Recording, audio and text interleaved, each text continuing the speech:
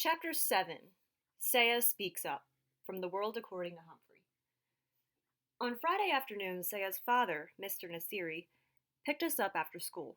He had a friendly smile and gentle eyes, but he was as quiet as his daughter. Saya lived in a tall building, so Mr. Nasiri carried my cage up 1, 2, 3 flights of stairs to their clean and quiet apartment. Mrs. Nasiri opened the door for us. She spoke to her husband and daughter, but I couldn't exactly understand what they were saying. "Hummy, Hummy!" a little voice called out. Saya's little brother Derek toddled toward the door to greet me. "Say Humphrey," Saya gently corrected him. "Hummy," he said. The Nasiris put my cage in the living room, right in the middle of a big table. Then they pulled up my chairs so they could all sit and stare into my cage. It seemed as if they were waiting for something to happen, so I decided to give them a show. First, I spun on my wheel for a while. Then I climbed up the side of the cage and dived down into a pile of soft paper. They were obviously impressed with my performance as they talked quietly. The funny thing is, I couldn't understand a word they were saying.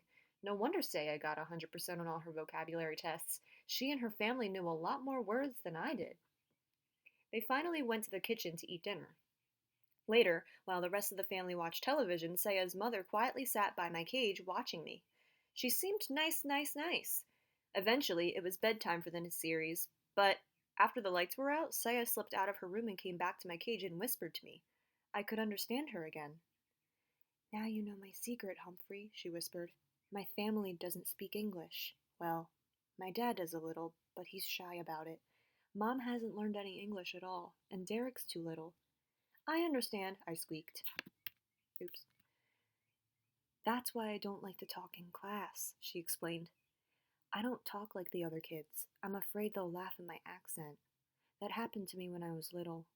"But you don't sound different," I frantically squeaked. "I understand you just fine." Unfortunately, she didn't understand me. All she heard was squeak, squeak, squeak. I guess maybe I have an accent too. "But I have an idea that maybe you could help me teach Mom English," Saya continued. "Glad to help out if I can," I squeaked to her. "You're a real friend," Saya replied. See, she understood me after all. The next day I dozed until late afternoon when Saya led her mother back to my cage. "Humphrey only understands English, Mama," Saya said. "Speak English. Say Humphrey." Saya's mom looked a little frightened, but she tried. "Humphrey," she said. "Hummy," Derek cried as he raced into the room and climbed onto his mother's lap. "Say hello, Humphrey," Saya gently instructed her mother. "Hello, Humphrey," Mrs. Nasiri said. I squeaked, "Hello," right back, and she broke into a huge smile. "Hello," she said. "Good job," I said. Well, things went swimmingly from then on. In a matter of hours, Saya's mom was saying, "How do you do? Nice to meet you.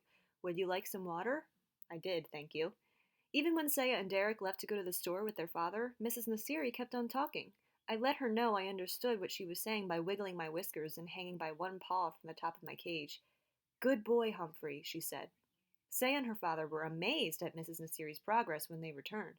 The family spent the rest of the evening practicing English. First, Saya pretended to be a guest at the door. She went into the hall and knocked. Her mother opened the door. "Hello, Saya," she said. "Won't you come in?" Then Derek went out and knocked. Mrs. Nasiri opened the door and said, "Hello, Derek. Won't you come in?" He rushed in and toddled right over to the table, shouting, "Humphrey, Humphrey!" Next, Saya convinced her dad to practice English with her mom. "What time it is?" asked Mrs. Nasiri.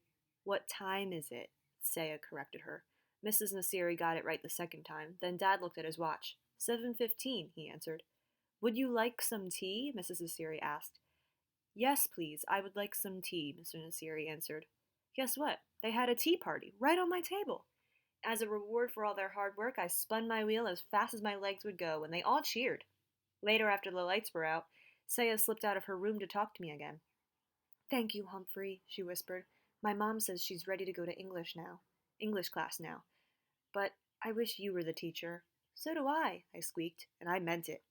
There were more English lessons on Sunday, and Saya showed Derek how to clean out my cage. Suddenly, the boy began to giggle. "Humphrey poop!" he yelled. His English was improving, too. On Sunday night, Saya gathered her family together again. "I want to teach you the American song," she said. Then she opened her mouth and began to sing, "Oh, say, can you see by the dawn's early light?" I stood up just like we do in the classroom when the Star-Spangled Banner is being sung, but I'd never heard it sang like that before. Saya had the most beautiful voice in the world. It was like a gentle breeze. No, like rippling waters. No, it was beautiful. If only our classmates in room 26 could hear her, which gave me the start of another idea. But I didn't have time to think much at all because soon the whole family was singing the Star Spangled Banner and I squeaked right along with them, even on those high notes. When we got back to school on Monday morning, though, I was a little disappointed. Mrs. Brisbane asked Saya how things went over the weekend. "Fine," said Saya, and nothing more. Like Miss Max said, you can learn a lot about yourself by getting to know another species, but boy, sometimes it's a lot of work. That Monday I sat in my cage worrying about Saya for quite a while before I dozed off. When I woke up, I noticed that room 26 had changed. The bulletin board was covered with brightly colored leaves. The tops of the chalkboards were lined with big paper witches, ghosts, and skeletons. Hanging from the light fixtures were black crepe paper bats. Then I looked to my right and gasped. A horrible, huge orange face with an evil grin was staring directly at me. I jumped back, my heart pounding. "Hey, Humphrey, don't you like my old pumpkin head?" AJ whispered to me from his seat nearby. "Look, Humphrey's scared of a little jack-o'-lantern," Garth said. "Scaredy cat. Scaredy hamster." I stood up straight and looked as unscared as I possibly could. "Quiet, Garth and AJ," said Mrs. Brisbane. Then she quickly returned to a math problem she was writing on the board. Suddenly, I noticed a little movement in the center of the room. A murmur. A change. I looked over and yes, yes, yes! Saya had her hand up. Everyone noticed it, except Mrs. Brisbane, who had her back to the rest of us. "Mrs. Brisbane," Heidi called out. Without turning, the teacher said, "Raise your hand, Heidi." Now Heidi had her hand raised as well as Saya. "Well, what is it?" Mrs. Brisbane turned to face the class and was obviously surprised at what she saw. "Yes, Saya?" she said. In a loud, clear voice, Saya said, "May I move the pumpkin away from Humphrey's cage?"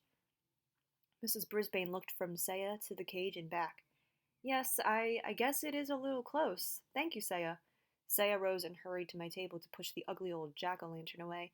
She didn't say a word, but she winked at me and I knew what she meant. "Heidi, did you want to say something?" Mrs. Brisbane asked. "Not anymore," she said.